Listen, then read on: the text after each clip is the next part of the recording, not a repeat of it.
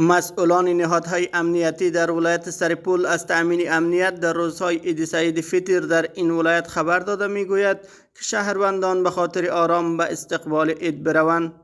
قماندانی لوای چهارم 209 الفتح و قماندانی امنی سرپول میگوید که نیروهای مشترک امنیتی در این ولایت کارشان را به خاطر خدمتگزاری و تأمین امنیت به گونه هماهنگ آغاز کرده است.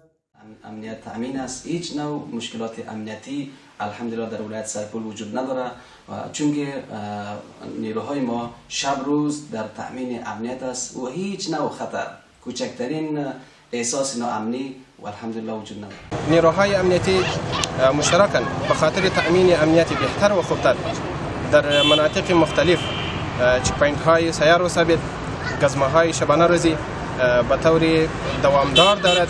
دا ډاډ ورکو چې په آرامتیا سره ښه په سکون او په راحت سره اختر ترسره کړي، ځکه مونږ د دوی د خدمت لپاره خپل ځان وقف کړی او 24 ساعته به وظیفې ته آمادګي نیسي. باشندگان سرپول نیز از تدابیر مشترک امنیتی در این ولایت ابراز خرسندی میکند. از نیروهای امنیتی خود بسیار تقدیر تشکر میکنیم که در روزهای عید سعید فطر امنیت را به بهترین وجه احسان گرفتن تا مردم از قوم اقارب خود دید و بازدید کنند و عید به خوشی و خوبی سپری نمایند. از تلاش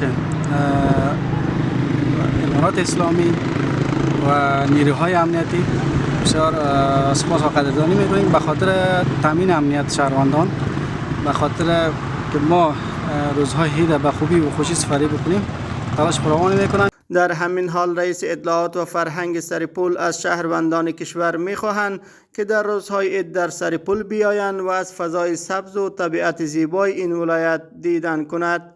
چې سرپول ولایت ته معلوم دی چې سرسبز ولایت دی الحمدلله او ډیر ښایسته هوا ده او ډیر ښه خلک دي چې ډیر میهمانپاله او میهمانوازه خلک دي. نیروهای امنیتی همه ساله در روزهای عید و سایر مناسبت‌ها با پلان‌های مشترک امنیتی وظایفشان را در برابر مردم انجام می‌دهد. آژانس خبری پژواک انعکاس دهنده حقایق.